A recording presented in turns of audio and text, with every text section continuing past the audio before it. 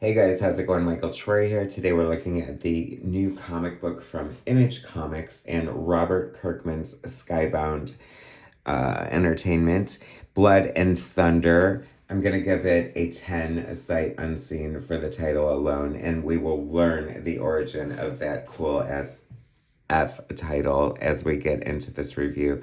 So subscribe to my channel if you haven't already. Please hit that like button and let's get right into it. I love this cover. It is so much fun. Blood and Thunder.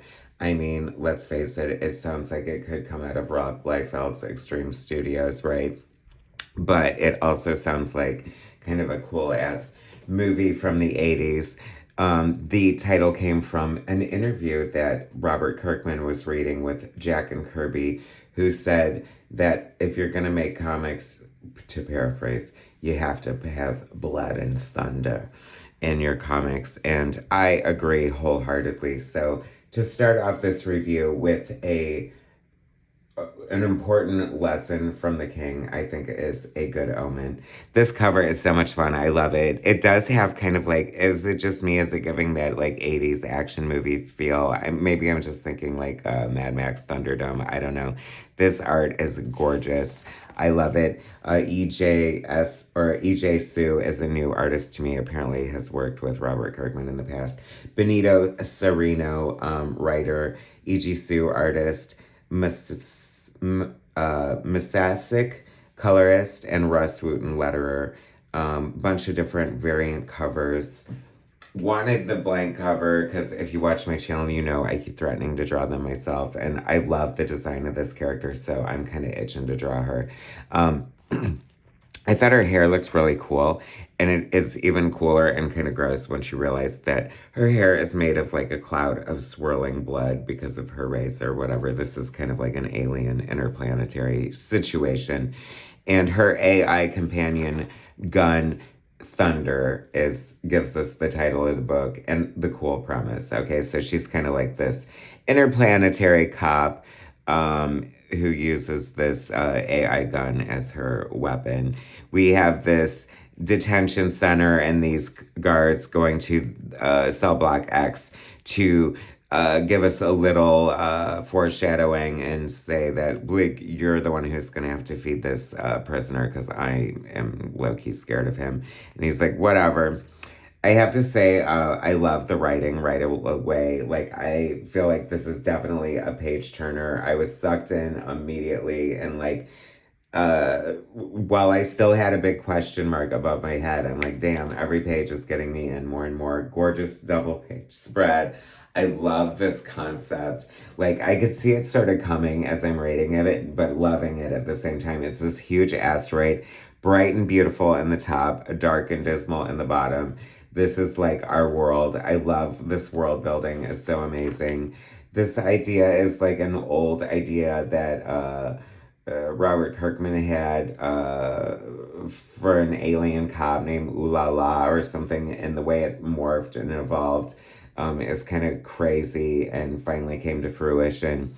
Speaking of world building, I love this world. It is so beautiful. Like I said, the art is gorgeous. Mixed with this fun, it is very like straightforward storytelling in a way, but I have to say that that hit of humor that the dialogue is giving me is like so much fun. Like the people seem a little rotted, it seems very like, Earth in a way. I love the flying cars, like, but they're talking about shopping. They're talking about the weather being great on the upper tiers. And I'm thinking, of course, shit slides as we go down. And this guy is going to the lower tiers to look for a little, uh, I don't know, fun in the lower elements, literally. And this crazy hooker, smoking hooker with the twisted double face, who is this like really gorgeously drawn alien. I think this is one of the most beautifully drawn scenes of the book. The colorist works so well here. This is such a gorgeous world. I love it. I am in like Flynn. I love the debut of this character just bursting off the page, blood. We get some background information on her. Like, look at these gorgeous colors. I love it so much. what a refreshing surprise coming out of this. I think I learned about it like last week when J. Scott Campbell revealed his variant cover, and I was like, oh, interesting, fun. I could be down for this. And I have to say it's like as good as and surprisingly like refreshingly different in the way that it hit me kind of the way Absolute Wonder Woman did, to compare it to another book with a female protagonist. And so props for that. Like it's really great. Like I could see this as an animated film. It like almost looks like it could come from some, really well done heavy metal movie. The characters are quirky and interesting.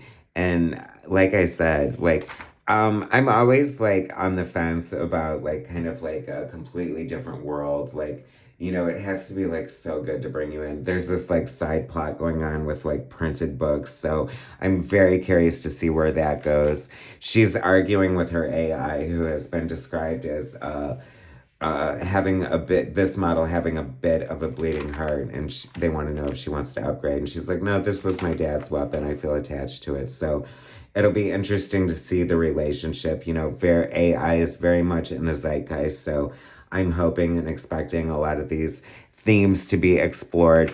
She wanted to use lethal force against this creature, and he's like, no, no.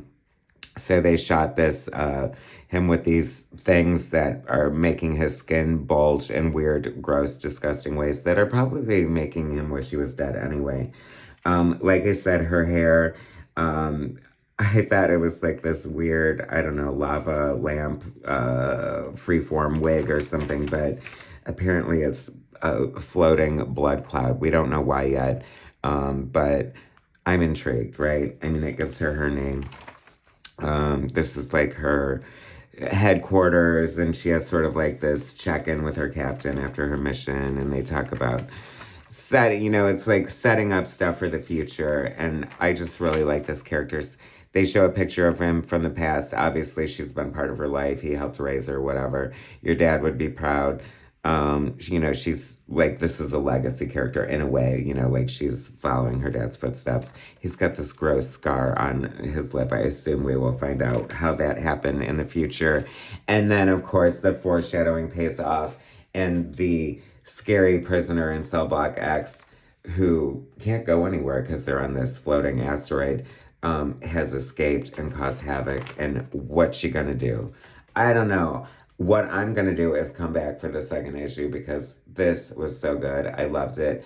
I highly recommend it. From the House of Kirkman, he goes into detail about how it came about.